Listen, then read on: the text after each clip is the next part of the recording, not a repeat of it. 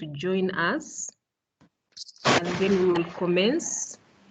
The moderators for today are Mr. Jaji Lukwam Oloware from the African Union, and we have also Mr. Bayfit Kwaktiob from UNICEF, and myself, Victoria, who is going to be the moderator in the chat room.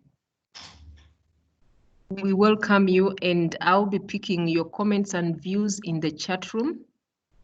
In case you are not speaking or you're not presenting, we normally advise that you mute your microphone and if possible, switch off the video to allow us maintain the bandwidth on the call in the next 90 minutes. It's going to be an interesting meeting with a lot of presentations. So utilize the chat room as much as possible to give any comments. We will pick them from there. And as we wait for one or two colleagues to join us, you can meanwhile tell us where you're coming from in the chat room, introduce yourself. That would be very nice to know who is around. I hand over to my colleagues, Jaji and Bayfit.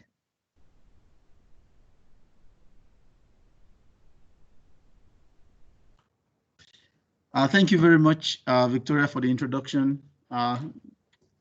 We're just waiting, as Victoria has mentioned, we're just waiting for a few colleagues to join us, and then we'll give it maybe 2 more minutes, and then we can start the meeting. Thank you for your patience.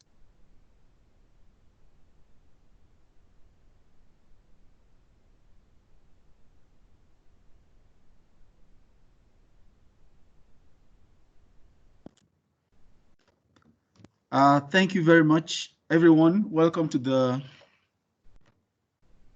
I welcome you all to this second edition of our online engagement, our virtual meeting on the KIX. Without wasting any much of your time, we're gonna go into the meeting right away because I've just been informed that Ms. Prudence is in. So as you can see, the agenda is on the screen. It's on your screen if you all can see it. So today it's going to be an 1 hour, 30-minute meeting. So we're going to utilize our time in the best possible way. So we'll have the opening remarks from the African Union, and then a presentation from Victoria, and then the rest of the our meeting will flow through. So thank you very much. May I kindly invite Ms. Prudence Ngwenya to take the floor for our presentation. Ms. Prudence is the head of Youth Division and the acting head of Education Division at the African Union. She will be giving us the opening remarks and sharing the objectives for the meeting. Thank you very much. Ms. Prudence, you have the floor. Thank you very much, Jaji. Thank you very much, UNESCO colleagues and UNICEF colleagues. I'm very honored to be part of this meeting and to be the one giving these remarks on behalf of the African Union Commission, and specifically on behalf of the Commissioner of the Human Resource Sciences and Technology Department. And on behalf again of the AUC, I'd like to welcome all of you, member states. I know that there are member states with us, there are RECs and development partners. I welcome you all to the second meeting of the KIX Hub Country Focal Points and Partners. We are all on a journey to operationalize the Knowledge and Information Exchange Hub for Africa. And I think what is important for us is to also highlight that what we are doing with the countries on this, who are partners on this particular project, is also what is being done with other countries, the French-speaking countries. It is very important for us as the AUC to make sure that we draw the linkages and we draw some lessons from how even the Francophonie hub is being run and it's being operationalized. One of the things that we're hoping to achieve in today's meeting is to obtain your views on the KIX Hub and how we can add value to the country education sector interventions, as well as identify current institutional needs, priorities, challenges, and possible solutions on evidence-based policy planning and implementation across the 6 thematic areas of the KIX. I want to also join this to something that is already happening at the Africa Union Commission, that I want to again use this opportunity to remind all of us. We recently had a meeting with education ministers to look at the education response to COVID, and in terms of the policy considerations, they asked us to do 3 things, and also they committed to do 3 things at country level. One of it is continuous learning. The second is coming up with a knowledge agenda or a learning agenda for countries on how countries are basically keeping education and learning ongoing during the COVID. And the other thing is to prepare to reopen schools. One of the things that I'd like to give to the KIX consortium and partners is to say that as we do the work that we do, we should stand ready to move and adapt to the recent situation that we have on the continent on COVID.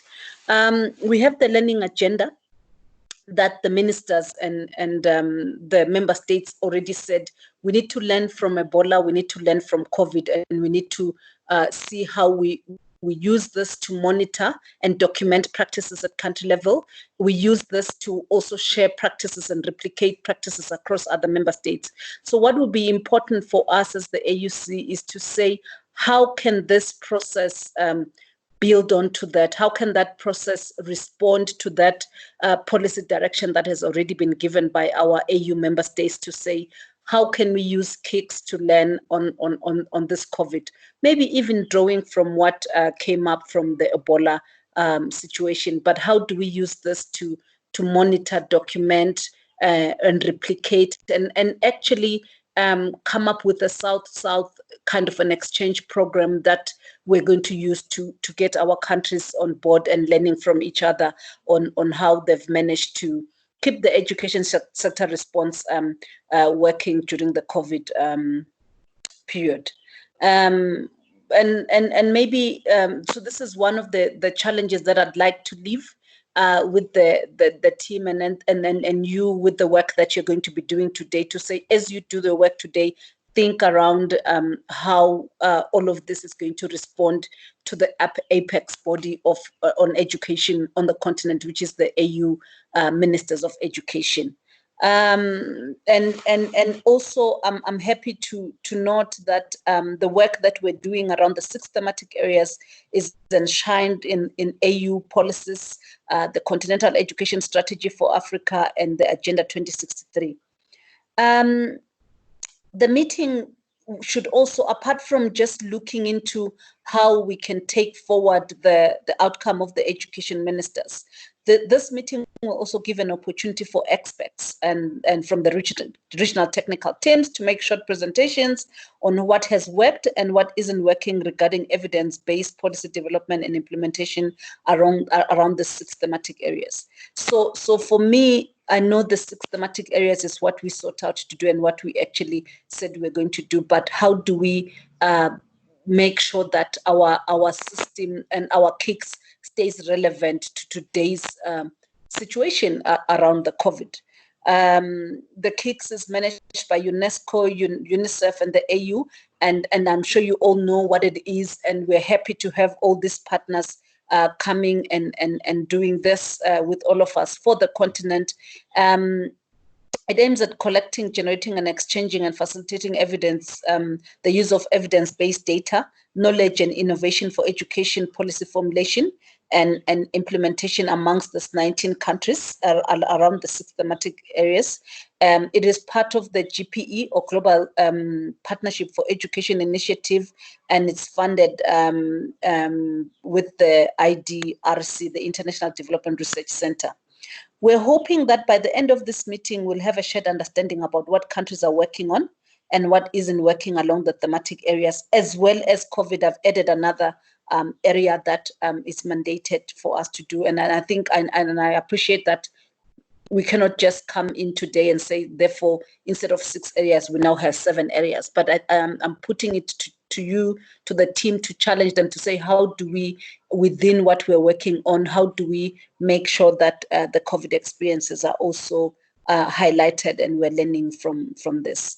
And finally, I think it will be important for me to note and to put it out there that at the Africa Union, we don't make distinctions between Anglophone and Francophone Africa. Africa is one. So I hope this team is going to work together to devise means and strategies for which we can learn from the French-speaking or the knowledge hub that is being implemented in the French-speaking countries, and we collaborate effectively with them and implement because it's one Africa with the same goals and principles. And we hope this is going to continue to be the guiding principle through the implementation cycle of this project. I wish you all fruitful deliberations, and I'm going to be here as well. I'm going to listen to the conversations and specifically the idea around how do we now adopt what the ministers asked us to do, because I think it will be important for us to stay relevant to the cause, to respond to what countries are asking us to respond to in terms of the needs at the country level. Thank you very much, and wish you fruitful deliberations. And again, I'll hand over to the moderators to lead us on the next steps. Thank you very much, and over to you, Jaji. Thank you very much, Prudence. Thank you very much for walking us through not just what we not just the beyond the 6 priority areas, employing us to include even discussions around COVID and seeing how we could generate knowledge, for the KIX platform around building resilient institutions that would be able to withstand these kinds of closures moving forward. Thank you very much for those wonderful remarks. So I think we'll now listen to Victoria. Victoria is not new to any of us here, I'm sure, in the meeting. We all know Victoria. She's been the driver for this entire process. So Victoria will be talking to us about the findings on policy challenges and priorities and proposed key areas of focus for the KIX Hub along the 6 thematic areas, probably now maybe including things around COVID. So Victoria, you have the floor. Thank you very, very much, Jaji. And thank you so much, Prudence, for those great remarks. And thank you, colleagues, for joining us. I have 10 minutes to run through a very big presentation, and I request that you pay attention. And what I'm presenting is the results of what came out from the quick assessment based on the tool that we shared with 19 countries in terms of trying to find out how the KIX Hub can add value to your education sector innovations and some of the emerging issues and priorities that you want us to focus on, including the current context that we are in for COVID-19. So I'm just going to ask my colleague Henok to help me move the slides as I make presentations. Now, for some of us who are not aware, the 6 thematic areas for the KIX Hub, mainly around learning assessments, early childhood care, gender equality, inclusion or leaving no one behind, data management, and teaching and learning. And of course, the hub is intended to collect, generate, and exchange or facilitate the effective use of evidence-based data, information and innovation around education sector policy formulation and implementation. So we wanted to find out exactly where we are at in terms of our member states. That is the next slide. Henok, thank you.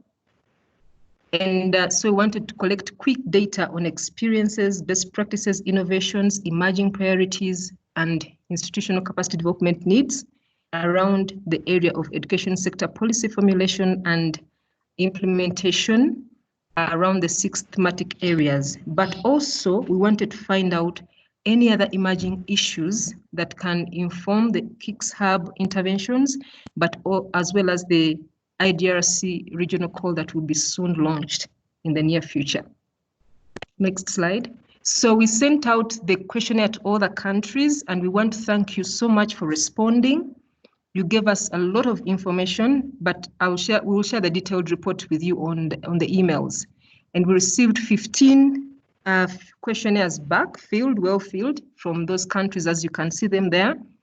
And mainly this was done through our focal points, and many of you are present on this call, whose role is, of course, a liaison role. You help us with the facilitation process, communication, as well as being able to support and coordinate the processes at country level. Now, I'm going to give the findings quickly. In terms of the thematic area, I'm not going to present on all the thematic areas, but we chose the top 4 where you raised a lot of issues and also indicated them as the priorities that you want us to start with. The first one was around learning assessment. And in that area, from all the countries, we noticed that there's a lot of work that is going on, or some good practices. 7 of the countries that had submitted the questionnaire indicated that you have learning assessment policies and strategies and frameworks and guidelines on learning assessment, which was quite interesting and good. And then also 3 countries indicated that you have robust assessment systems, as well as development of capacity building programs on assessment, but mainly around the area of early grade reading and design of quality test items. So the numbers that you see there, it implies the numbers of countries that indicated that they had something like that in place. When it came to teaching and learning, countries indicated that you have, 3 countries were indicating that you have national standards and policies for teachers. And of course, other 3 countries indicated that you have policies, national policies on ICTs or integrating ICTs in teaching, as well as strengthening STEM. And then quite a number of countries indicated that you have teacher support resources, school-based teacher professional development programs that are in place and are being implemented right now. And then 1 country stood out with what they called standardized lesson plans and schemes of work, as well as teacher performance appraisal programs. Next slide. When it came to the area of inclusivity, we noticed that 4 countries indicated that you have got national policies on school inclusion, but also 2 countries added that you have policies on social justice. And then other countries, 5 of them said, look, inclusion is not in one particular policy, but it is scattered in other government documents such as acts and laws, as well as special needs education. But then when it came to training and capacity development on inclusion, no country indicated an intervention around that area. When it came to meeting the data challenge, every country indicated that, yes, we have an EMIS system or some kind of education management information system, which collects data about your schooling programs and as well as what takes place in the schooling system. But only 1 country said you have a national policy on education management information systems. And then 1 country said that, oh, we endeavor to annually train our data collectors and education sector staff on EMIS and how to implement or collect data at country level. Then when it came to how do you want the KIX Hub to add value to your countries, in the area of learning assessment, you mentioned, here I don't indicate the numbers, but you mentioned that in the area of learning assessment, you want the KIX Hub to support you with the development and implementation of different technologies to undertake learning assessments. And you also mentioned that you want the KIX Hub to support you on capacity building programs for the various assessment methods. You also mentioned that you wanted the KIX Hub to strengthen experience and knowledge sharing and networking among countries, amongst those that are doing well vis-a-vis those that are not progressing well on the area of learning assessment. When it came to teaching and learning, you mentioned that you wanted the KIX Hub to help you with the development of innovative ways, different technologies to deliver accessible and quality teaching and learning and institutional capacity building programs, as well as strengthen the aspect of ICT and innovation in teacher training institutions and in schools. Of course, you reiterated the need for sharing best practices, especially around teacher deployment and retention. The next slide.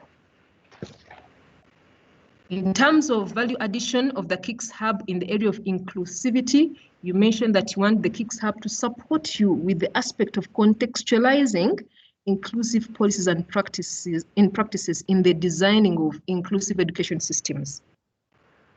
And then you mentioned that you wanted also the KIX Hub to support you on establishing mechanisms to assess quality learning outcomes for marginalized and underprivileged communities, as well as support you on organizational capacity building for inclusive education program. And then in the area of data challenge, you want a number of you mentioned that you want the KIX Hub to support you with the establishment of a formidable and well-equipped data and information hub that would be credible, reliable, readily available, accessible, and usable. And then you wanted the KIX Hub to support you in the area of capacity building around the use of data and research for informed decision making. Again, the area of sharing best practices on the integration of EMIS stood out. Next slide. Now, we looked at some specific areas to see which areas would you prefer the hub to focus on when it comes to institutional capacity building per thematic area. So we looked at the first area, which was generation of information and research. And most of you mentioned that you want the KIX Hub in the area of meeting the data challenge to support you build your capacity on how to generate information and research. And then when it comes to development and implementation of evidence-based policies, you wanted it in all thematic areas. And in the area of translating policies into practice, the thematic area of early childhood and learning assessment stood out. And then in terms of developing innovations, the area of inclusivity, early childhood also stood out. Next slide. Now, in terms of strategies to foster knowledge sharing, because many of you are saying that, look, we want to have an experience, we want to learn from each other, we want to network. And then we asked, so how do you want us to do this? What strategies do you want us to use? You said we can conduct regional studies on a common theme together as countries. We can share, we can have exchange visits, we can support each other in terms of policy dissemination. We can have capacity building conferences and workshops and staff trainings, and then use of any other innovative strategies for networking and sharing through virtual means, as well as use of digital platforms. Next. Now, in the area of emerging issues, we asked you what other emerging issues would you like the KIX Hub to focus on beyond the 6 themes. There was a whole list of items. In fact, this is not even representative enough, but it still stood out. One of the areas that stood out in terms of knowledge generation and research for countries so that it is adaptable to the changing times. You talked about education in emergencies, emergency preparedness and response in the context of COVID-19 and post-COVID-19. You mentioned conflict management, peace education, STEM education, the use of ICTs in education, water and sanitation, climate change, and evidence-based strategies for funding, life skills and sexuality-based education, and many others. Next. Now, we posed a question that in terms of priority and ranging from 1 to 6, which area would you like the KIX Hub to generally focus on in a general context? And then you mentioned from your analysis, as you prioritize and chose in terms of priority 1 to 3, many of you selected the area of teaching and learning. You feel that we need to handle that very fast. And then the area of learning assessment, data challenge, and inclusivity. But one country brought out a 7th area, which was emergency preparedness and response, which we also put up in the graph. Next slide. In the context of COVID-19, The priorities didn't change much, but still the area of teaching and learning stood out. The area of learning assessment stood out. Inclusivity and meeting the data challenge also stood out. Those are like the 4 topmost priorities where you feel that need urgent attention for the KIX Hub. Next. So in conclusion, because we are looking out also for innovations, it was a little bit hard to try and see what kind of innovations are coming up, even though we gave a definition of an innovation. But some stood out, but in the areas of inclusivity, gender equality, and meeting the data challenge, there weren't many innovations that were being reported at country level. And then it was also reported that in terms of capacity building and system strengthening, KIX Hub countries really want attention to be given to the areas of teaching and learning, inclusivity, and meeting the data challenge. And then for many member states, you indicated that you would like your skills and capacities strengthened and enhanced for generation of information and research, so that you are able to meet the data challenge, develop innovative strategies to accelerate education progress, especially for ECD and other learning assessments. So colleagues, in a nutshell, that is a snapshot of what you presented in the report. We will share with you the detailed report, but it's very interesting results. Thank you so much. Over to you, Jaji. Thank you very much, Victoria, for that detailed analysis of what member states have identified as priorities and needs, and of course their expectations from the entire KIX engagement process. The next presentation we're supposed to have should come from Jeski, the cluster lead on learning, in charge of learning assessment for us at the African Union. But unfortunately, they sent in their regrets just like 30 or 35 minutes ago that they will be sending in their PowerPoints later for us, but because of some clashing activities, they will not be able to make this presentation.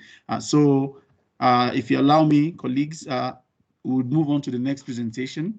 The next presentation now after Jeski would be from Education International. Dr. Pedi Anawi will present on teaching and learning. A brief bio, Dr. Pedi Anawi is the Regional Coordinator for Education International Africa, Regional Office in Accra, Ghana. She has been working at EI for close to 8 years and is in charge of early childhood education, research, intellectual property, education and research issues, and teacher professional development. Previously, she worked at the Pan-African Teacher Center as a book development officer and is interested in any initiative on African MIS, TMIS information and experience sharing. Dr. Pedi, you have the floor, please. Thank you very much, Mabo. It is he, it's not she. Sorry. I am Pedi Anawi, and I am a regional coordinator from Education International, working from EI office in Africa, based in Accra, Ghana. I wish to thank you for inviting me, and I would also like to apologize for a kind of, if I'm mixed up a little bit. This is the very first time I attend the KIX meeting. I hope next time it will be better. Fine. The PowerPoint presentation, I hope we can have it. It's just to share Education International experience on teaching and learning, what we have been doing in terms of trying to collect evidence and then improve the teaching and learning as we work with our affiliates across Africa. To start, I think we need to be reminded that in EI, we are in the labor system. We are the Global Union Federation, and we are working mainly on the rights-based advocacy for teachers and other education workers. And for that, because we need evidence for our advocacy, EI has made research an important aspect of its work. EI has established, first of all, a global network, research network, which we call ResNet. And then EI has also a research institute.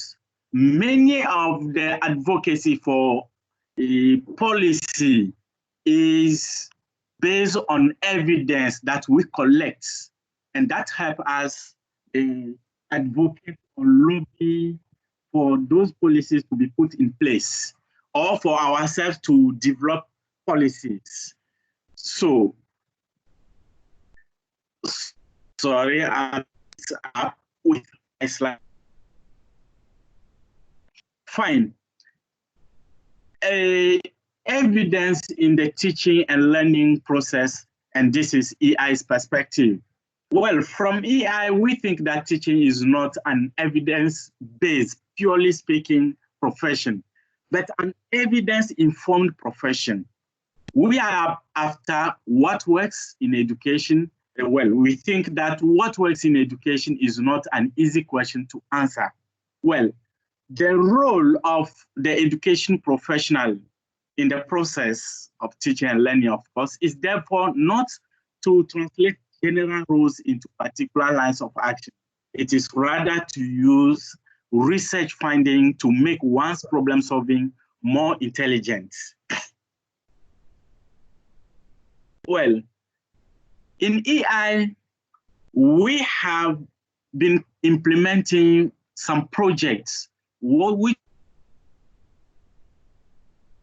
quality educators, and this is related to the quality of teaching and learning. And this is a joint initiative, sometime with other partners, foundations, or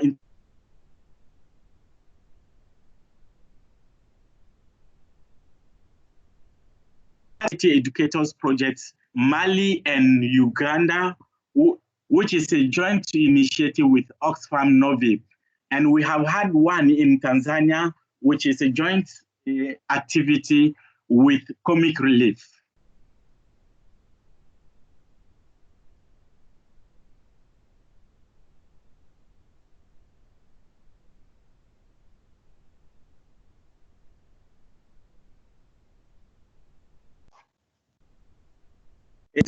Hello. Dr. Pedi, are you here? Are you there? We are missing you. Yeah, okay. I think my internet went down small. Okay. Sorry. Go ahead, please. Yeah. Fine. I was going to explain the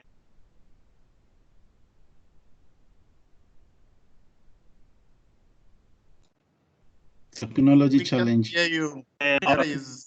Hello. Yeah, I think your internet is breaking off. We lose you for a few seconds and then we get you again. Okay, let us hope it will sustain. Well, the aim of the project is to assist public authorities in meeting their responsibilities to provide quality public education by improving the quality of the teaching force. And so we have 3 stages.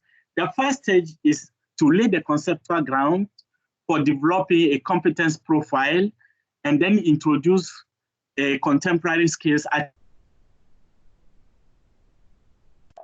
The second stage is to provide support for local institutions for education and teachers and teacher educators that is aligned with the competence profile and curricula in place in the country. And here we are usually working with teacher training colleges at the national level. The third stage is to advocate for mainstream project outputs in public service and institutions, including support for civic demands for quality education. The experience we have from Uganda is, well, the program there is conceived, it has been put in place since 2007. And as I mentioned earlier on, Uganda and Mali came at the same time. The project conducted, first of all, a feasibility study, including many other countries. And then in 2010, the project partners met in Uganda and Mali developed a national teacher competence profile. Then we got the, can you hear me, please? Sure, go ahead, please. Okay. We can hear you. Can hear you. We got the national consensus. Well, we had a national consensus building around the competence profile that is developed. In Uganda, in 2019, the project partners conducted a research on the efficiency of the project. Sorry, that was in Uganda. And we realized that 10,000 teachers have been trained since the project inception. And then in Mali, I should not bring this French-speaking country in, but sorry. In Mali, nearly 1,000 community teachers benefited from the program and are now being integrated in the public service system. We have the same experience in Tanzania, but this time the project focuses only on early childhood educators. Well, we call the project there Developing Educators, Improving. And as you may know, the early childhood education sector is the most bereaved sector in terms of qualification of personnel. So we are implementing this in Tanzania in 2 districts. These are the districts of Mpapwa and Chembe. We started with a need assessment, and from there we started the outlining of and consensus-based agreement with government who endorses the competence profile that we put on the table for the early childhood education personnel. And then we engage in advocacy with the government to implement the policy, the ECE policy, I mean the one developed by UNESCO and ILO. Well, we had an assessment in February of the project, and the project was acclaimed for producing very good results. So we hope that with this, our quality teacher project will meet its goals. First, well, to conclude, I just want to show that based on these 2 experiences in Uganda and in Tanzania, we come to the conclusion that data and research inform us in our advocacy for policy formulation in terms of the professionalism of our members. So we in EI, we advocate for professionalism, which means initial training and continuous development for teachers. This is the only condition to have professional teachers. And then we advocate also for policies in professional standards. And we are even now looking at a kind of global framework for teacher professional standards. So this is the end of my experience. Thank you very much, and sorry for what has not worked. I hope next time it will be better. Thank you, and you have the floor. Thank you very much for your presentation. Thank you very much for your presentation. I think at this juncture now, I would like to invite our colleague from UNICEF SRO, Mr. Biffith, to carry on with the flow of show for the briefing while I yield. Thank you very much for the support, and thank you for the presentation. Mr. Biffith, please, you have the floor. Thank you. Okay, thank you, Jaji. Thank you for the Dr. PD for the presentation. We will continue this session by listening to the other presentation from our partners. As you see from the previous presentation made by Victoria, the idea here is to focus on the top 4 of that emerge from the KIX survey. I mean the survey coming from the countries. So our next presenter now will be Mrs. Anna Muru. She is the partnership manager at VVOB to talk about inclusivity. Mrs. Anna, welcome. You have 5 minutes for your presentation. Over. Thank you very much. Yes, I'm honored to be presenting today, and I will talk about our work and experiences from our work on inclusivity based on the programs that we have been implementing across the world. Our focus is teacher professional development and professional development of school leaders. So, of course, our point of departure is inclusive education as it is understood by UNESCO. So it looks basically at catering for all learners and removing barriers that could interfere with their full participation and learning. So while we know that disabilities are, physical disabilities are among the most important elements of, exclusion. We're also looking at other elements of exclusion, which are basically related to vulnerabilities. And this is also core to SDG 4. So we're looking at, for example, causes of exclusion that are less visible, related to social, institutional, physical, and attitudinal barriers to education. So what works? I'll go straight to that. From what we have learned across our programs, sound policy is the most important starting point, because without sound policy, there can be no planning for inclusivity, and there has to be deliberate planning. So how we structure our schools, our classrooms, our lessons, our teacher development has to be based on sound policy. And also for education, we need to look at locally relevant curriculum, because in many cases we have instances in which curriculums are very ambitious, they're very externally looking, they're borrowed from other countries, but they're not taking care about our context-specific issues and not looking at our vulnerable groups in country. Next slide, please. Next slide, please. Next slide again. Sorry, no, it's changed. Thank you very much. So what works also at system level is targeted teaching, training of teachers. We need to improve how we do training of teachers, and in particular, we need to allow for enough practice. Most of our training programs for inclusivity are theoretical. It is just maybe a module within the teacher training program, and teachers are then faced when they go out into the system to actually have to find out how to deal with things. So for example, there's a quote that we have from one of our student teachers, and they mentioned that basically they were taught theories of inclusive education in a very broad sense, but then when they went into the classroom, they did not know how to use the training that they had received. So very important that we focus on practice. Then also looking at creating a support system for teachers at the local level. Once they're out in the field, especially if we're looking at the context of Africa, where schools are far, far away, they have no way of getting support on how to deal with issues. So very important to set up, for example, professional learning communities to serve teachers on a day-to-day basis.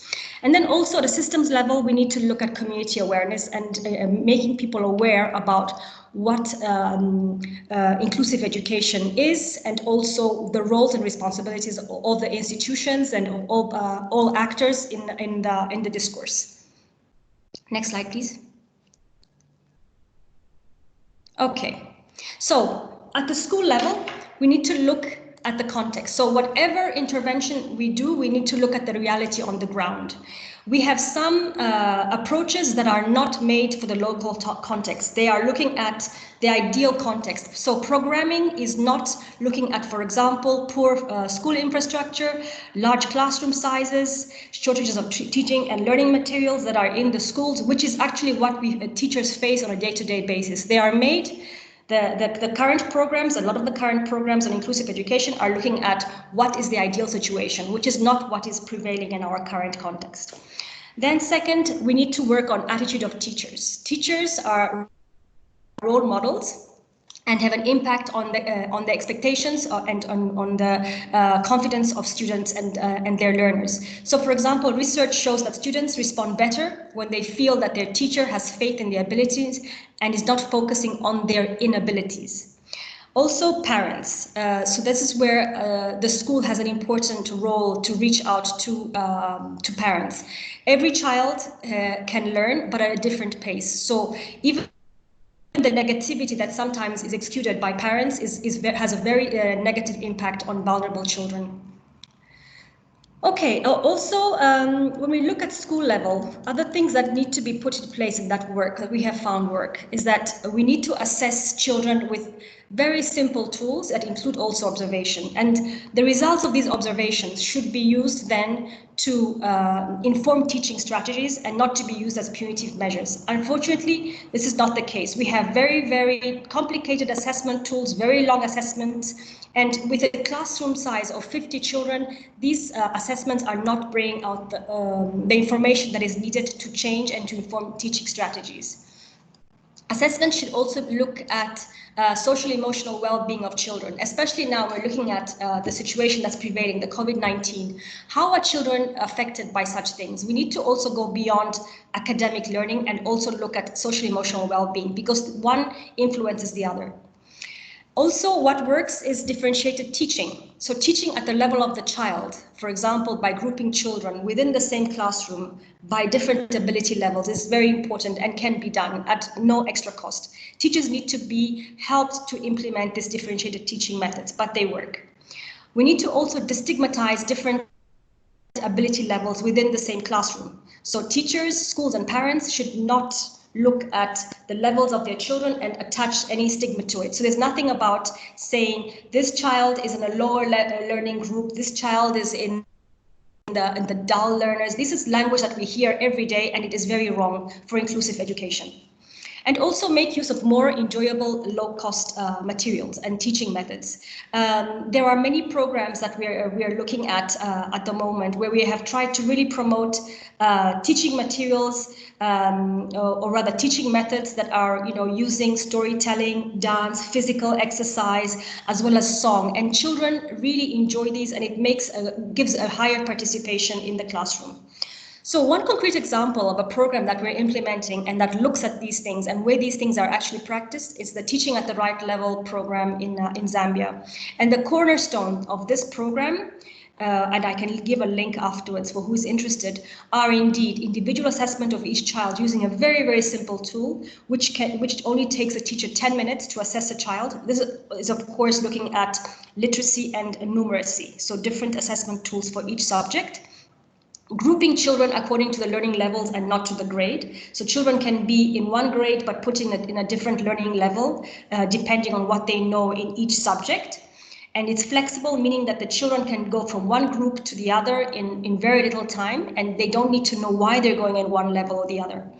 And then differentiated teaching. So each group, each level has a different teaching, and the teacher can do that within the same classroom, or if it's even it belongs to a different classroom, then these children are then put in different groups beyond what they are in terms of grade. And also there's a targeted training of teachers. So teachers undergo a training where they are taught how to handle each level and what kind of materials need to be used and how they need to be used. Also, there is a localized ongoing support of teachers. And there's a use of low-cost materials and interaction. So the fact that they have local support gives teachers motivation, because they're able to understand and able to, adjust how they're teaching with support from others. This is, of course, a program that has been implemented after 17 years of, it has undergone 17 years of rigorous evaluation by Teaching at the Right Level founders, Pratham and Jaypal. So in Zambia, for example, we're using this methodology, and it's now being rolled out in 1,800 schools with the prospect of a national scale-up. So recommendations based on our experience. Just very quickly, we have just 1 minute left. I will try to go through them. So all actors from the national level, so looking at policy, and to decentralized level, all actors should try to look at improving the learning outcomes of each child by making clear policy provisions for inclusive teaching and learning, setting achievable but ambitious learning goals, which are clearly understood by everybody, investing in training of teachers, as well as providing them with continuing professional development, targeting specifically those that maybe have also a very keen interest, so that they can become a support system for the school, and also designing simple assessment tools to track the progress towards these learning goals. In addition, We need to act on data. We need to put in place user-friendly data aggregation tools and processes. This can be done. We already have the AMI system. How can we use data that we're already collecting to inform and to give us information about what kind of support we need to direct to schools and instructors? And also the outcomes of assessment need to be used to identify learning needs of children and to support teachers to offer differentiated teaching. Also, the outcomes of assessments need to identify training needs of teachers, both at initial teacher training and within continuing professional development interventions. All this rather than adopting the current punitive measures that we see across our countries. I thank you. Thank you very much, Anna, for that presentation. That gives us relevant insight about what inclusivity means, what works, what doesn't work, and what recommendation to take. So now, because of the time, I will just request for the participant to put their question in the chat box. We will go through the next presentation, and then our next speakers is Mrs. Teresa Carlo Omondi. She is the Deputy Executive Director of FAWE. She will also present on inclusivity and provide complementarity perspective to the topic. Mrs. Teresa, welcome. You have also 5 minutes for your presentation.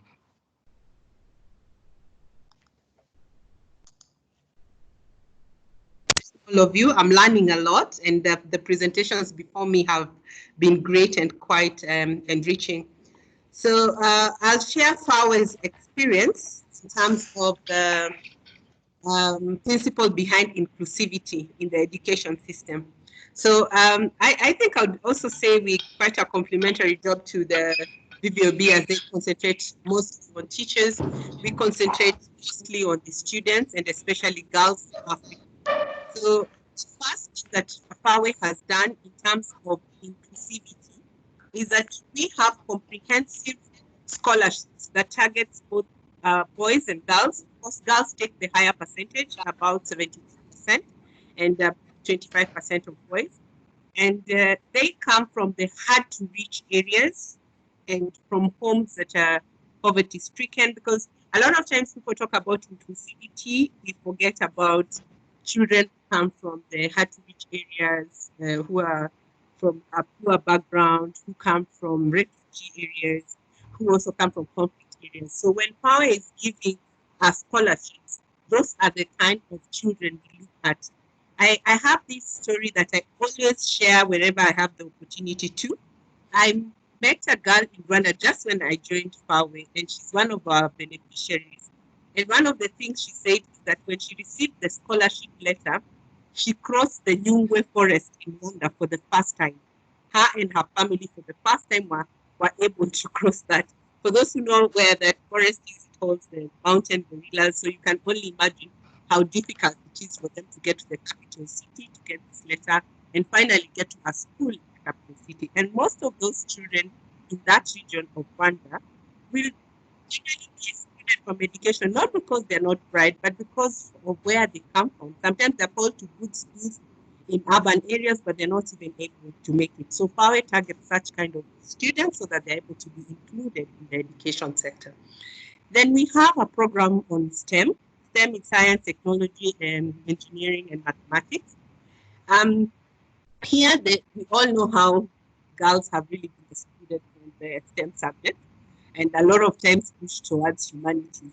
I think it also has a lot to do with our culture and a lot to do with our perception on what the girls and boys should do. So FAWE actually goes out to ensure that girls are included in STEM subjects.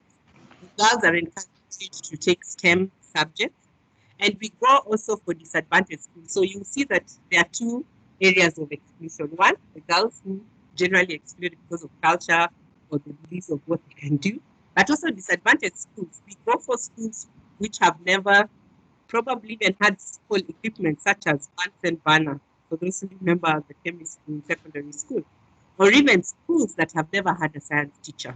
So when we go to those schools, first we encourage the girls to take the subject, and then we ensure that at least they have equipment in their laboratory and also have teachers. So this is something we see in Uganda, where we have had we have reached 40 schools and ensure that they have science teachers, which is quite strict. When you look at the statistics of our teachers, not so many of them teach science. So even the few who are there, a lot of times will be stationed in urban areas. And so the rural areas and hard-to-reach areas will have difficulties in getting such teachers. So our projects come to encourage, train these, our scholars to take science subjects and become teachers in their respective. Then we have re-entry policies that target girls and a few boys, like I said before, who have dropped out of school for various reasons. A lot of times when people talk about re-entry policy, the first thing that comes in our mind is pregnancy.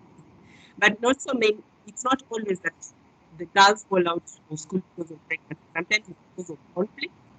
Sometimes it's poverty, but of course also pregnancy is one of them. So, for example, we have a school in Uganda, Padare area, that's northern Uganda. We know about the conflict, the Lord resistance movement there, and so many girls fell out of school. But now, with time, with the kind of peace that is being built, to ensure that these girls who dropped out of school at least are back to school, we have Padare Girls Academy, and also there are other schools that we support to ensure that the girls are able to come back to school and not be excluded from the education sector. Next slide. Oops. Sorry, something faster than me, but I'm just about to finish. Then we have Tibet, that's targeting also girls who can go back to school. If you're not able to go back to school, maybe secondary school or primary school, you still get education from the Tibet sector. That's the voluntary training education areas. And then we have semi clubs which help girls because decision making, because a lot of times they're looked at as survival and like and part of. We are hearing you. One more minute. 30 seconds. Hello? Okay, go ahead, please. Yes. So what doesn't work, I'll just quickly say that blanket policies don't work. And we have seen it during our COVID-19 period, where you can't just say, okay, fine, we all go for online classes. But if you don't look at those who probably have never even owned computers, phones, I mean, we've talked about this many times, and then the goodwill by governments, and also just extending the initiatives we have, and also just having consolidated efforts between civil society and the development partners. And lastly, looking at what we propose. FAWE has been on the forefront about Just for CESA, that's the gender equality strategy for the continental education for Africa, which really talks about inclusion of all children from all walks of life, and also issues around affirmative action strategy, and also calling for visible commitment by each state. So when we get maybe to question size, I can expound on this slide, but thank you very much. I'm running out of breath for speaking fast. Thank you. Okay. Okay. Thank you very much, Mrs. Teresa, for this additional perspective bring to inclusivity, and particularly by bringing the gender issues also within it. So I would like to remind participants that for the question, please do put your question in the chat box so that at the end we can have opportunity to discuss if you want to have more clarification about the issues that have been presented. Now, our last presentation for this section will be, presenter for this section will be Mr. Shem Bodo. Shem Bodo is the senior program specialist at ADEA. He will be presenting on data challenge. Mr. Shem, you are welcome. You have 5 minutes for your presentation. Over. Thank you very much. I would like to present ADEA's ME's experience in Africa. And the first intervention that we see to have worked in terms of developing the capacity of ME's experts within the ministries. And this we started doing since the Dakar Framework for Action on EFA in 2000. And to date, we have developed a capacity of about 3,500 Ministry of Education experts in over 45 African countries. And this is in form of training in the area of EMIS, the entire value chain of EMIS. When you look at issues around the database management, development and management, website development, reporting and utilization. And it is important to note that as a result of this intervention, most of the beneficiary countries now have really functional planning units with the EMIS component, which of course still needs a bit of work to be done. And some countries to mention, we talk about the Gambia, Namibia, Burkina Faso, Nigeria, Mali, Zambia, Mozambique, Zimbabwe, South Africa, Ghana, and Senegal. And also just to note to the participants now here that a number of these are now the focal points in the KIX initiative. And also those of them who have stayed in the ministry have really gained prominence because they are now directors, permanent secretaries, and some are even ministers. The other intervention that has worked is in terms of supporting the continental frameworks, which really are used to inform policy at the country level and at the regional level. And we started this with the African Union Second Decade Plan of Action way back in 2006. And now, of course, we are supporting CESA. So in terms of the Second Decade Plan of Action, we did have an assessment of the status of EMIS in 37 African countries back in 2007.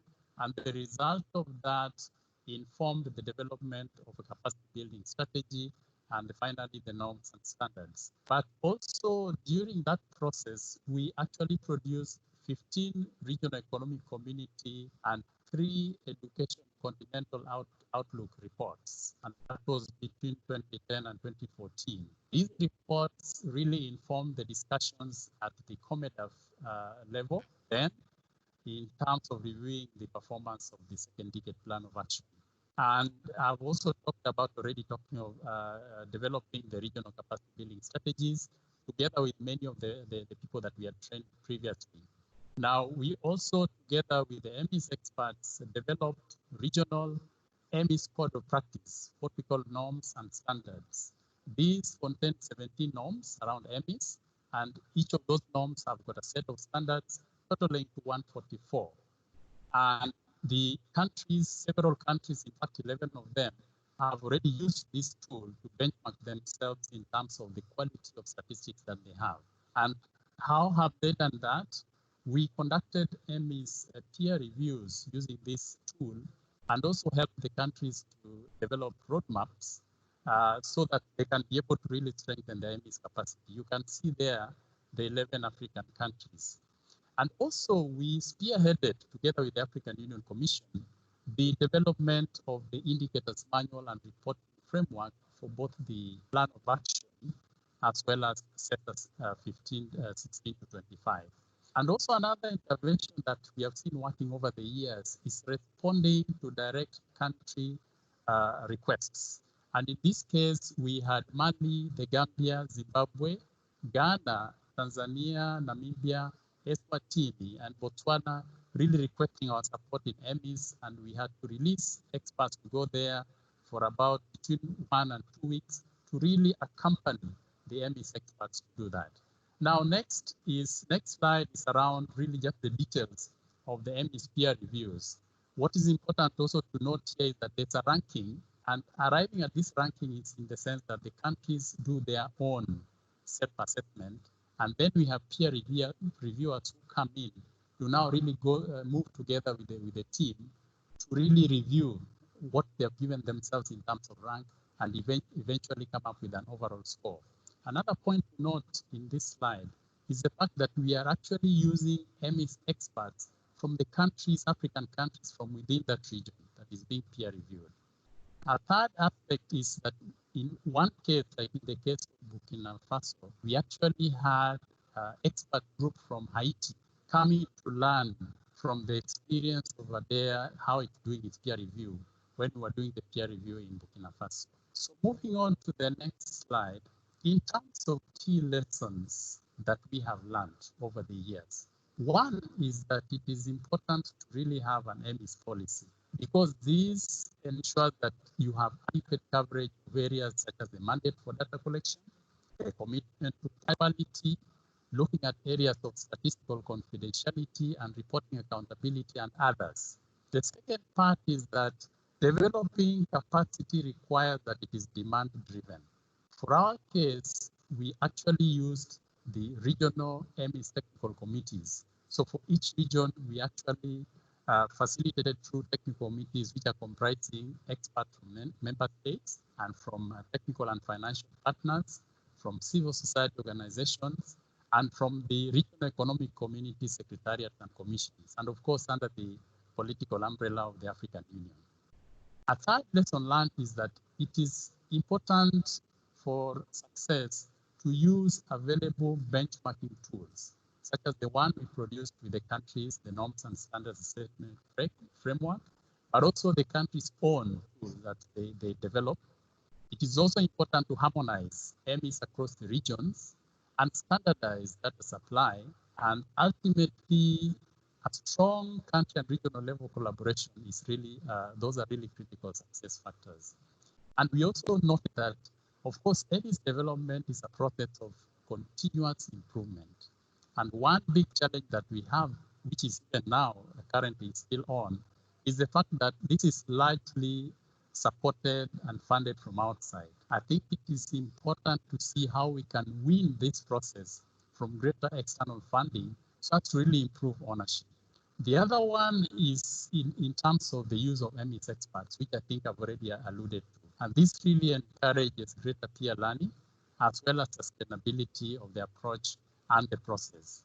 I've already talked really about the practice of using country self-assessment followed by external peer reviews. We really found this to be useful in raising ownership, enhancing peer learning, and therefore capacity development. Finally, what are some of the specific priority areas that we think very quickly. Yeah, and it's the last slide anyway. I think one which has been already mentioned even by Victoria is the issue of EMIS policy and a proper legal framework. The other one is the need to address the weak resource availability and utilization, and also information reporting and utilization. Then there are some sectors such as ECD, TVET, higher education and research, as well as non-formal education, and also refugees have been mentioned, and countries in transition. There's very low data coverage at the moment, so I think this is a priority area. And also in light of COVID, we have seen that there's need now to shift from institutions to the learner. And then of course, taking advantage of the fourth industrial revolution, for example, artificial intelligence, big data, so that we can enhance greater integration, management, and utilization of EMIS data. Thank you. Thank you very much, Shem, for bringing all these recommendations and priorities regarding the data challenge. That is really very great, as more often we are talking about evidence-based policy formulation and implementation. So that is to show that data are really very important to make sure that we implement evidence-based policy. So we have now completed the different presentation on the agenda for this session. And I would like to thank once again all the speakers for their time and the important and relevant knowledge they share on the different themes. I'm sure that our participants, we all learn a lot, but I also know that we may have some questions. So let me invite now my colleague Victoria to take us through the chat box in case there are some questions, so that we can give our speakers a chance to respond to the participant question. Victoria, over to you. Thank you, Bayfit, and thank you all our wonderful presenters. It looks like everyone was listening attentively to the point that they forgot to write questions or comments. But there is one that I pick up from a colleague from the Francophone hub or from the other hub. KIX Hub 21, who asks that in the rapid assessment conducted by the hub, it is interesting to note that gender equality did not receive a high priority. All member states did not indicate it as priority number, the topmost priority for the intervention. And then he asks, can someone explain why gender equality was not perceived as a priority? And then adds that, as we know, gender parity has not been achieved in many countries, and girls have difficulties surviving across the system due to cultural practices and poor performance as compared to boys. From the analysis, it is true. A few issues came out on gender equality, on the theme on gender equality, but it was also evident that member states were still struggling to, I think, have clear strategies on how to implement gender or mainstream gender within within the education sector. And yes, it was an issue, but I think the other ones were more priority than anything. But then we felt that probably we don't talk about it right now because this meeting is targeted to only 4 themes. And then in the next meeting, we can probably unpack why gender equality was not perceived as a priority. But it's true that it was more other themes were more prominent in terms of the need that came from the member states. And then, but there was a cry out from a number of member states to learn from each other in terms of how other countries are addressing gender issues within the education sector, as well as the need for capacity building for education sector staff to understand, first of all, what it means to have gender responsive education systems, as well as to be able to have gender responsive education practices within the education sector. So probably it's a mixture of both not fully understanding this whole dimension of gender mainstreaming and maybe not having enough confidence to even say out what they want. But we still have an opportunity for the upcoming in-depth analysis that is going to look at exactly where the problem is when it comes to issues of gender equality. Okay, Victoria, can I come in also regarding discussion? Just one point to add. Yes, please. Yeah, okay. I would like just to mention that this may also be due to a bit about the understanding. You know, sometimes it's not often very clear for a country about what we put into inclusivity. You know, for some countries, maybe, you know, the terms of inclusivity, meaning that we leave no one behind. This also includes at some point the gender. So I mean that is where the definition and the clarification also about each of these terms is very important, as the presentation of Anna pointed out what inclusivity means. So I think that maybe this also can explain a bit, but let us wait to have the more detailed and scanning study, I mean regional study, and that will bring to the table all the dimension regarding the gender issues and how the countries are considering it. I'm sure that the priority is still there, but maybe regarding how they are evolving regarding the gender issues, so they think that we need now to put emphasis on other aspects. Over. Okay, thank you very much. I also had one question. But before I bring in my question, there's another comment here from a colleague in Clarice, where she's asking that gender equality ECD could be built into inclusivity and not just for special or physically challenged learners. I think that can be thrown back to our colleagues, Anna and Teresa, who are experts on that, to help us address that comment. And then there was another one here. There was a comment here, why was emergency response and preparedness ranked the lowest? I I'll talk about that because it wasn't originally in the tool.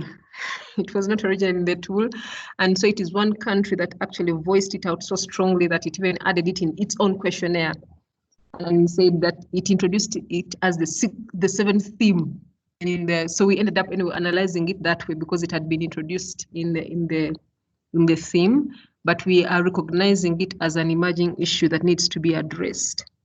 The last comment here that we have, again, from our colleague Hamidu, is that it is true that ADEA has developed the capacity of many countries in Africa. However, one has to realize that capacity has not been sustained. There's development, but there's sustaining the capacity. The issue of data blanks and timeliness is still with us. And is this issue due to the fact that the African ministries of education have not yet integrated an institutional culture of data use? I would request Shem to handle that, and then the aspect on inclusivity to be handled by both Anna and Teresa. I hope you got the questions. Over to the colleagues. Yes. Okay, maybe we call first Anna. Great. Thank you for that. Can you hear me? Sure, go ahead, please. Okay, great. Yes, indeed. We also tend to put gender within inclusivity. However, as Fawe will definitely say later on, gender and girls' education requires deeper programming and a different programming as well. So while girls need to be looked at within the theme of inclusivity, there are also specific interventions targeted at girls' education which do not fall under inclusivity. So I think we need to look at programming for girls in a different way as well, in a deeper way. That would be my input regarding that. I think I can hand over to Fawe maybe to add more. Thank you. Fawe, you have the floor. As I was also preparing for this presentation, there is usually a very thin line between gender and inclusivity in the definition, like what we've heard from Befith, where we say when people talk about inclusivity and saying leaving no one behind, then in that vehicle, it has also carried the gender aspect. But unfortunately, a lot of times inclusivity does not necessarily mean the gender needs. Because like we were discussing, inclusivity could mean getting to hard-to-reach areas, it could mean the refugees, it could mean conflict, it could mean just children who are not able to find. But in there is still a difference of experience of girls in conflict and boys in conflict. The needs at that point are different. So it will still be good that we still carry gender components visibly, because if we let it go as part of inclusivity, the chances of it being forgotten or the chances of us missing the gains of gender mainstreaming are very high. Because even in that concept of inclusivity, the experience of boys and girls, men and women still remains different. I hope I've helped. Okay, thank you very much, Mrs. Teresa. So, Shem, please, can you come in now regarding the question on data? Yes, please. Really, the capacity development, we can look at it in terms of really institutionalizing the EMIS, the entire EMIS by countries. And there we still have a challenge. Really, capacity development in a way goes hand in hand with attrition. And you find that when you develop the capacity of EMIS experts, they also tend to, a number of them tend to leave for the private sector. And therefore, there's really need for continuous training, and hence the need to institutionalize. But we see that in many countries, this is a start-stop process.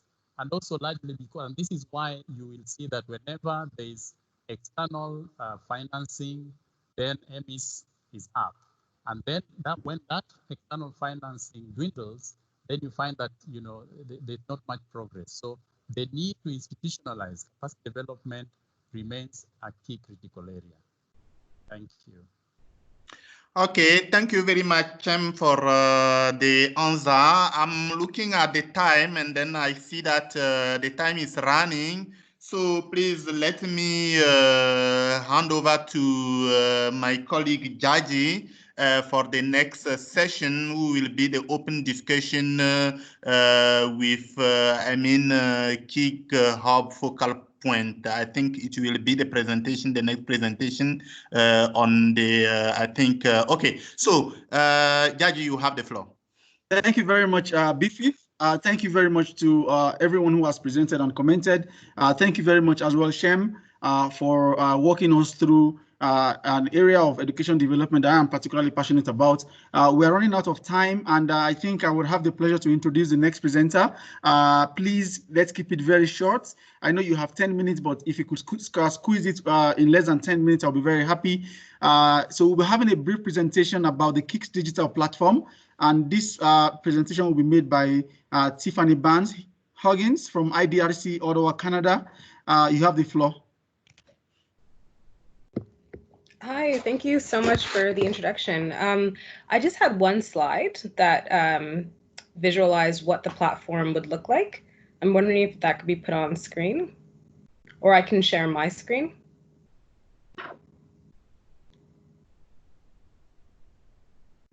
They're going to put it on the screen. Henok is working on that. Okay, sounds good. So thank you everyone for your great presentations. I can definitely shorten this presentation. So I was invited today to talk a little bit about the KIX Digital Knowledge Platform. So this will be a key component to the knowledge sharing and knowledge exchange and collaboration function of KIX. And as you see on the screen, it's a model that shows you how this platform kind of sits within the KIX. It's very early days.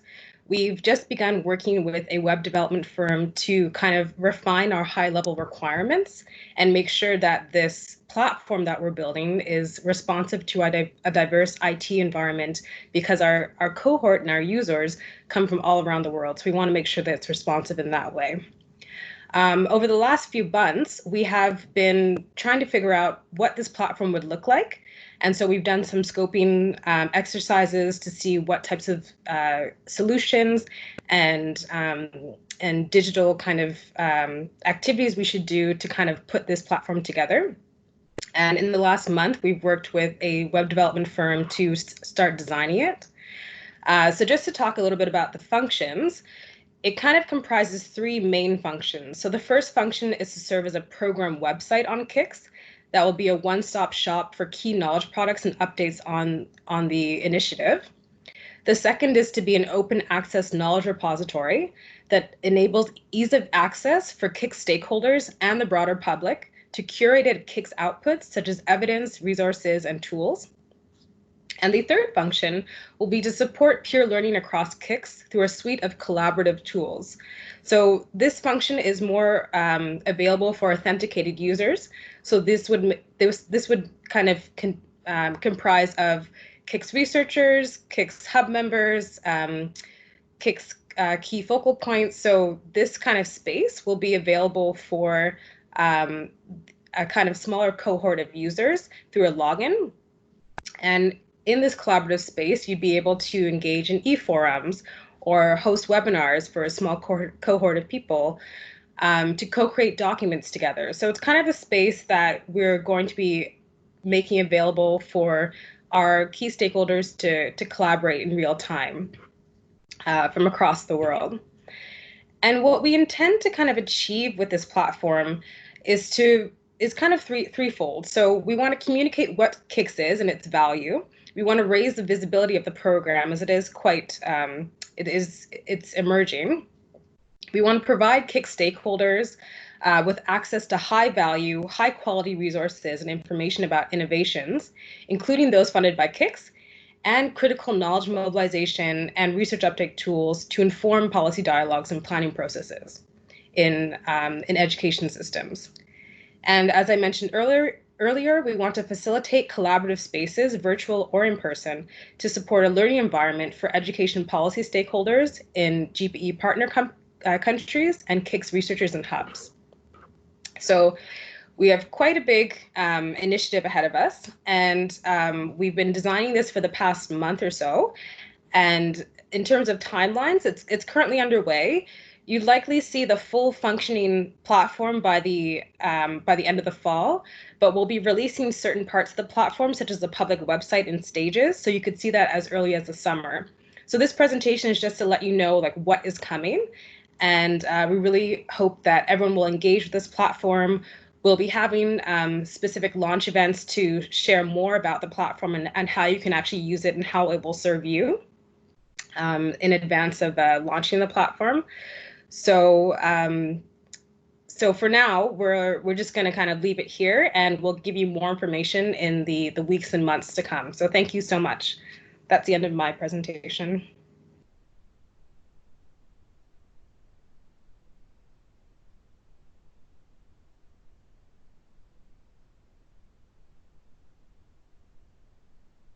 Yaji, are you there?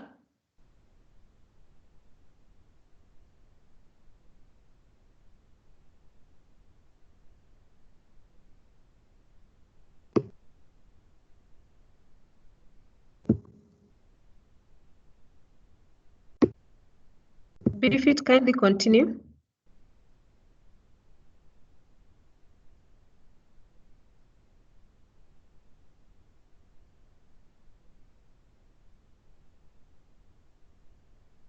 There is a comment that I've seen in the chat room, if I may come in. If I may use this 1 minute to just say it out from, I think, South Sudan. Okay, it has been responded to where there was a comment as to why the presentations, all the presentations remained silent on if there is any research about distance learning and how it is being conducted, as well as learning assessment. Unfortunately, we didn't have a colleague to present on learning assessment. Maybe that will be in our next webinar or online meeting. But I also see that there is a request from FAWE, or FAWE is stepping in to share some interventions that can be useful to South Sudan over the questions that they have presented. So I don't know if colleagues, anyone has a question. One question for Tiffany regarding the Dicto platform. You can raise your hand. If not, we can invite Dr. Yumiko Yokozeki, the director of ICBA, to give her concluding remarks. Yeah, thank you very much, Victoria. And thank you very much, colleagues, for a very informative and just 1 second, I'm trying to, excuse me.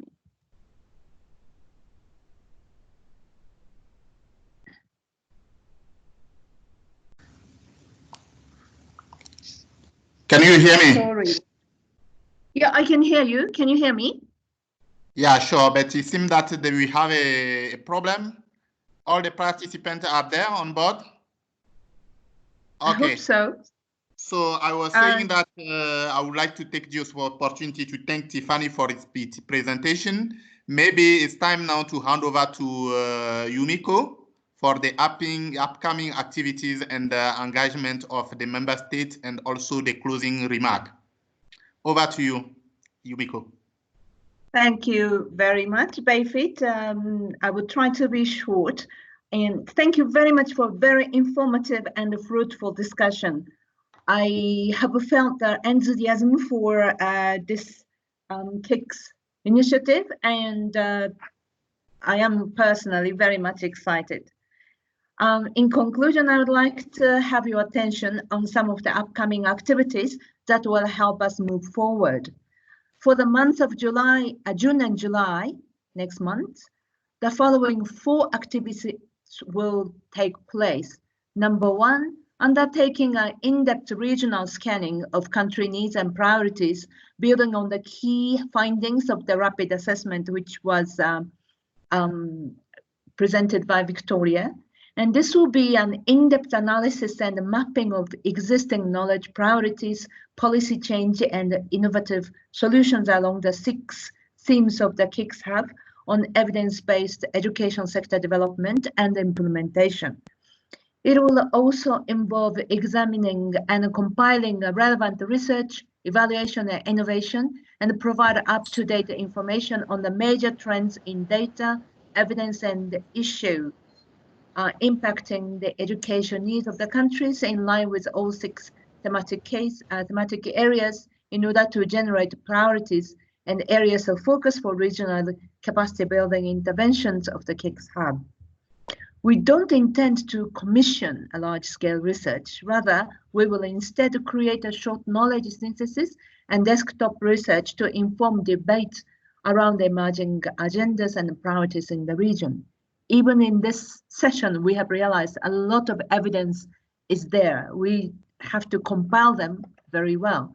The analysis will be led by a team of regional consultants that have been recruited for the KIX Hub, who will be assisted by the consortium partners, namely African Union, UNICEF, and UNESCO, and the regional technical team. Now we'll be working with you, our KIX Hub focal points, and your local education group to obtain data for the study targeting the 19 countries. The key outcome of this in-depth regional scanning will be 3. One is a regional mapping or situation analysis. Second one is 90 country fact sheets and policy briefs. And the third output will be a regional report on institutional capacity assessment for all member states. Other key activities are as follows. This was number 1, which is a big activity. Number 2, development of the communication and advocacy strategies. The aim of this strategy will be to garner visibility and increased participation of the member states in the hub. Third activity is development of the monitoring and evaluation strategy. This will be developed to inform the hub's adaptive management and feed into KIX results tracking and learning. Number 4 is the development of the member states and local education groups and engagement strategies. So this is quite an ambitious plan and activities, and we can't do without your cooperation, but I feel assured that we will get excellent partnership and collaboration. I would like to thank all presenters and all participants, and I request that we continue engaging in the process as we build the KIX Hub 19 together for the better education in the continent. Thank you very much. Over to you, Bayfit. Thank you very much, Yumiko, for your words. I think that it's time also to thank all participants and to end the meeting. So unless Victoria, if you have something to say, I would like to say goodbye to all the participants, and then we meet later for the next online meeting. Thank you so much, Bayfit. Thank you very much. Thank you, everyone. We are going to share all the PowerPoint presentations and remarks with you. As usual, we request you to post your emails in the chat room if you are interested. And then we will be communicating to you when we're having the next webinar in the next online meeting in the next 2 weeks. And we're going to tackle the other themes comprehensively and also give guidance on other upcoming activities. Otherwise, we appreciate your time. Some of you are as early as 2 on the line. We really thank you so much for the commitment to the KIX Hub, and thanks to all the moderators. May you have a good evening. Thanks. Thank you. Bye-bye. Thank you. Thank you very much. I just wanted to ask Victoria and colleagues, the presentations will be available, right? For the participants. Sure. Yes. How should we do it? Should we put it in our website or? send them by email? We can do Send them. probably like last time, we send it by email, but also we can put it we can upload them on our website. I think this the two ways are important, so that yeah, if they cannot download, then they have them at least on our website. Okay. Yeah. Ça marche. And also we'll send the recording. Yeah. Link Okay. to the Okay, Yeah, sure. excellent. Thank you, Maimuna. Okay. Maimuna. Thank you, everyone. Tu es là. Yes. Merci beaucoup. Yeah, and Thank Hamidou. you.